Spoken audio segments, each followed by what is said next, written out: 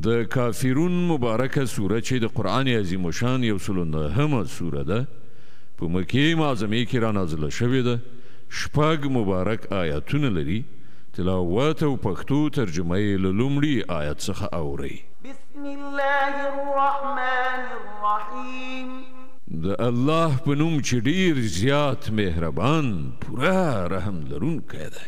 قل یا ایها الکافرون لا اعبد ما تعبدون ولا انتم عابدون ما اعبد. وایه چې ای کافرانو زه د هغو عبادت نه کوم چې تاسې عبادت کوئ او نه تاسې د هغه عبادت کوونکي یاست چې زه عبادت کوم. ولا انا عابد ما عبدتم ولا انتم عابدون ما اعبد. او نه هم زه هیڅکله د هغو عبادت کوونکی یم چې تاسې عبادت کړی دی او نه تاسې د هغه عبادت کوونکي یاست چې زه عبادت کوم.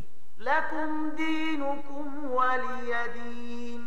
ستاسې لپاره ستاسې دین دی او زما لپاره زما دین.